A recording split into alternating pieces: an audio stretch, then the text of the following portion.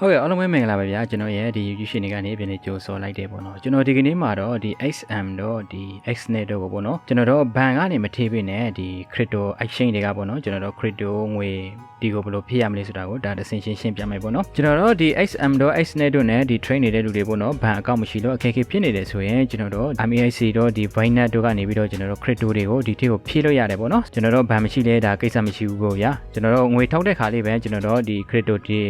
အဖြစ်နဲ့ကျွန်တော်တို့ဒီ exchange တွေကိုပဲဖြစ်ဖြစ်ဒါတခြား crypto wallet တွေကိုပဲဖြစ်ဖြစ်ကျွန်တော်ထောက်ထည့်လို့ရတယ်ပေါ့နော်ဆိုတော့ကျွန်တော်ကတော့ဒီမှာ XM အကောင့်ထဲကိုပေါ့နော်ကျွန်တော်ဒီ MAIC ကနေပြီးတော့ကျွန်တော်ဒီ crypto ဒီထိကိုထိပြမယ်ပေါ့နော်ဆိုတဲ့ခါကျရင်ကျွန်တော်ဒီနေရာမှာဒါ XM ထိကိုကျွန်တော်ဒီလိုဝင်လိုက်မယ်ဝင်လိုက်ပြီးတဲ့ခါကျရင်ကျွန်တော်တို့ဒီမှာ deposit ဆိုတာရှိတယ်ပေါ့နော်ကျွန်တော်အဲ့ဒီ deposit လေးကိုကျွန်တော်တစ်ချက်နှိပ်ပါမယ်ပြီးတဲ့ခါကျရင်ကျွန်တော်ဒီနေရာမှာဘဏ်နဲ့ဖြည့်မလေးပေါ့နော်ကျွန်တော် mobile banking လား cryptocurrency လားပေါ့နော်ကျွန်တော်တို့ကဒီမှာ cryptocurrency ဖြည့်မှာဖြစ်တဲ့အတွက်ကျွန်တော်တို့ cryptocurrency ကိုနှိပ်ပါမယ်ပြီးတဲ့ခါကျရင်ကျွန်တော်တို့ဒီနေရာမှာဒါ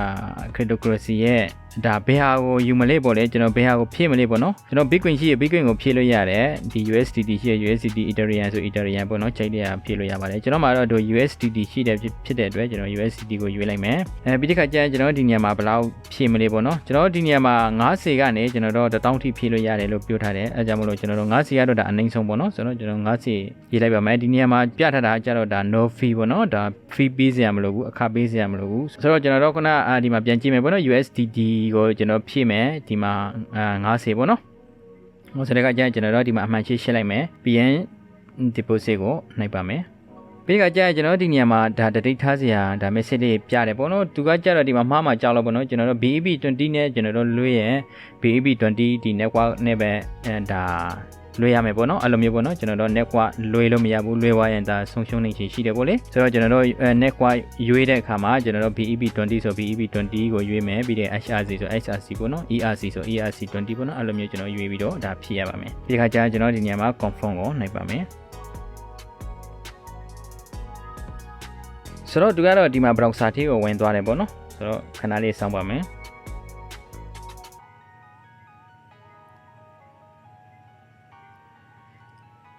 ပြီးခါကျရင်ကျွန်တော်ဒီနေရာမှာဘယ်ဟာနဲ့ဒါလွှဲမလဲပေါ့နော်ကျွန်တော်တို့ဘယ်ဟာနဲ့လွှဲမလဲဆိုတာကို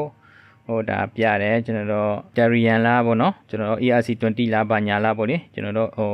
network တွေရွေးရမှာပေါ့နော်ဆိုတော့ကျွန်တော်တို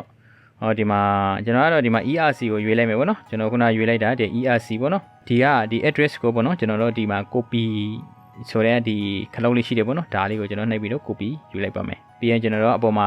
်မှာကျတော့ဒီမှာ90 USD ပေါ့နော် ERC20 ပေါ့နော်ကျွန်တော်အဲ့ဒါကတော့ copy ယူစရာမလိုဘူးမှတ်ထားရင်ရပါပြီပြီးတဲ့ခါကျရင်ကျွန်တော်တို့ဒီ MAIC ထိကိုဝင်မယ်ပေါ့နော်ဆိုတော့ကျွန်တော်တို့ဒီမှာကျွန်တော်တို့ MAIC ထိကိုဝင်လိုက်မယ်ဝင်လိုက်ပြီးတဲ့ခါကျရင်ကျွန်တော်တို့ဒီ wallet ကိုနှိပ်မယ်ပေါ့နော် wallet ကိုနှိပ်ပြီးတဲ့ခါကျွန်တော်တို့ဒီမှာwithdraw ဆိုတာရှိတယ်ပေါ့နော်ဒီအဲ့ဒီ withdraw လေးကိုတစ်ချက်နှိပ်ပါမယ်ပြီးတဲ့ခါကျကျွန်တော်ခုန USDT ကိုရွေးထားတာဖြစ်တဲ့အတွက်ဒီမှာကိုမှရှိတဲ့ USDT ကိုနှိပ်မယ်ပေါ့နော်ပြီးတဲ့ခါကျရင်ကျွန်တော်တို့ဒီအပေါ်က on shine ဒါ withdraw ပေါ့နော်အဲ့ဒါလေးကိုကျွန်တော်ရွေးပါမယ်ပြီးတဲ့ခါကျရင်ကျွန်တော်ဒီနေရာမှာ address ပေါ့နော် address နေရာမှာကျွန်တော်ခုန copy ယူလာတဲ့ address ကိုဒီနေရာမှာဒီလိုမျိုး paste ချလိုက်ပါမယ်ပြီးမှ allow paste ပေါ့နော်ပြီးတဲ့ခါကျရင်ကျွန်တော်ဒီမှာ network ကိုရွေးခင်းပါတယ်ကျွန်တော် network ကခုနဒီမှာ Ethereum ပေါ့နော် ERC20 ပေါ့နော်ကျွန်တော်အဲ့ဒါရွေးထားတာဆိုတော့ကျွန်တော်အဲ့ဒါကိုနှိပ်ပါမယ်ဒီမှာ network လွှဲလို့မရဘူးပေါ့နော်ပြီးခါကျရင်ကျွန်တော်တို့ခုနတုန်းကဒီဘယ်လောက်လွှဲမလဲပေါ့လေကျွန်တော်တို့အဲ့ဒါကိုကျွန်တော်တို့ဒီမှာရေးပါမယ်ကျွန်တော်တို့90ပေါ့နော်90လိုရေးလိုက်တာနဲ့သူကဒီမှာ fee ပေးရတယ်ပေါ့လေဟိုမှာ fee မပေးရပါမယ်ကျွန်တော် fee ပေးရတယ်ဒီမှာကျွန်တော်ဟို49တက်တမ6ပဲရောက်မယ်ပေါ့နော်ဆိုတော့အဲ့လိုဆိုရင်ဒါအဆင်မပြေဘူးပေါ့နော်အဲကြောင့်မလို့ကျွန်တော်တို့ဒီ90တက်တမ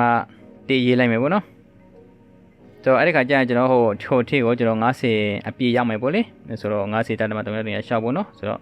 ဟိုကျွန်တော်တို့အဲ့လောက်ထားလိုက်ပါမယ်ပြီးတဲ့ခါကျရင်ကျွန်တော်ပြန်စစ်မယ်ခုနကဒီ address ကိုကျွန်တော် copy ယူလာတယ်အဲ့ဒါတော့မှားစရာအကြောင်းမရှိဘူးเนาะပြီးရင်ဒီ network ပေါ့เนาะ ERC20 ပေါ့เนาะ Ethereum ကိုရွေးထားတာဖြစ်တဲ့အတွက် Ethereum ကိုရွေးမယ်ပြီးတဲ့ခါကျရင်ကျွန်တော် USDT ပေါ့เนาะဒီမှာ90 ကျွန်တော် amount ကိုထည့်လိုက်မယ်ပြီးတော့ကြာရင်ကျွန်တော်တို့ confirm ပေါ့နော် BBC confirm ကိုနိုင်ပါမယ်ပြီးတော့ကြာရင်ကျွန်တော်ဒီနေရာမှာဒီလိုမျိုးပြန်စစ်ခိနေတာပေါ့နော်ကျွန်တော်ဒီမှာမှန်လားမှားလားဆိုပြန်စစ်ခိနေပြီးရင် confirm withdraw ပေါ့နော်အဲ့ဒါလေးကိုနိုင်ပါမယ်ကျွန်တော် pass key တောင်းတယ်ပေါ့လေကျွန်တော် pass key နဲ့လောက်ထားတာဖြစ်တဲ့အတွက်ကျွန်တော် pass key ပေါ့နော်ပြီးတော့ကြာရင်တော့ကျွန်တော်ဒီလိုမျိုးဒါ processing ဖြစ်နေပြီပေါ့နော်ဒါကျွန်တော်ဒီကနေဒါ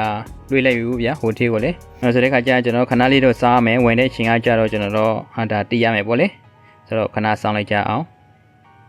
ဆိုတော့ကျွန်တော်တို့ခဏစောင်းလိုက်တာနဲ့ကျွန်တော်ဒီလိုမျိုးဒါ message တွေဝင်လာတယ်ပေါ့နော်ကျွန်တော် MAC ဘက်ကလည်းကျွန်တော်တို့ဒီမှာ withdraw လောက်တာ successful ဖြစ်သွားပြီပေါ့နော်ကျွန်တော်တို့ XM ဘက်ကလေးပဲဒါဟို deposit လောက်တာအဆင်ပြေပြီပေါ့နော်ဆိုတဲ့ခါကျရင်ကျွန်တော်တို့ဒီ XM ထိကိုဝင်ကြည့်ပါမယ်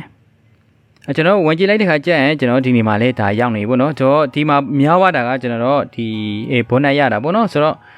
ဘောနက်ကသူကဒီမှာဟိုတင်ပေးတာပေါ့နော်ကျွန်တော်တို့ 100% ဘောနက်ပေါ့နော်ကျွန်တော်တို့90ထိရ90ရမယ်100ထိရ100ရမယ်ကျွန်တော်စုစုပေါင်းဒါပထမ100ထိထားတာဗျာ100ရတယ်ပေါ့နော်ကျွန်တော်ခုန90ထိလိုက်တော့ထပ်90ရတယ်ဆို150ပေါ့နော်ဘောနက်ကစုစုပေါင်း150ရပါတယ်ဒါ100ကအရင်ကရထားတာပေါ့နော်ဆိုတော့အဲ့လိုပုံစံမျိုး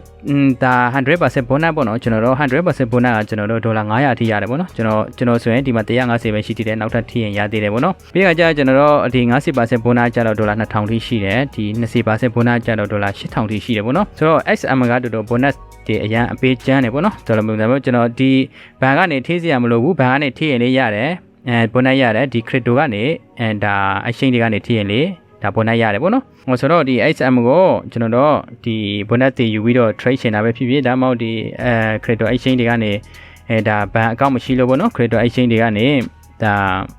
crypto တွေဒီထိကိုထိပြီးတော့ trade ရှင်တာပဲဖြစ်ဖြစ်ဒီ XM ကနည်းနည်းဒါပိုကောင်းတယ်လို့ပြောလို့ရတယ်ပေါ့လေXNet နဲ့ဆိုင်တော့ XNet မှာဒီလိုမျိုး bonus တွေမရှိဘူးပေါ့နော်ဆိုတော့ဒီ XM ကကြတော့ကျွန်တော် bonus တွေအပေးချမ်းတယ်ဒါအခုမှ train မဲ့တူတွေတွေ့လေတူတူလေးကောင်းတာပေါ့ဗျာဒီမှာ 100% bonus တွေရှိတယ်ဆိုတော့လေဟုတ်ကဲ့ဒီဗီဒီယိုတော့ဗျာဒါကျွန်တော်တို့ဘဏ်အကောင့်မရှိလို့ဒီ XM တော့ XNet တို့ကိုငွေဖြည့်ရတာအခက်အခဲဖြစ်နေတဲ့လူတွေအတွက်ပေါ့နော်ကျွန်တော်တို့ဒီcrypto တွေကိုဒီလိုပုံစံမျိုးဖြည့်ပြီးတော့လေကျွန်တော်တို့ဒါ trade လုပ်ရတယ်ဆိုတာကိုကျွန်တော်ပြပြချင်းဖြစ်ပါတယ်ဟုတ်ကဲ့ဒီဗီဒီယိုတော့ရပါပြီဗျာကျေးဇူးကြတယ်တယောက်ရှင်းစီတဲ့ကိုကျေးဇူးတူတင်ရှိပါတယ်ဗျာနောက်ဗီဒီယိုမှာပြန်ဆောင်တွေ့ကြရအောင်ပါ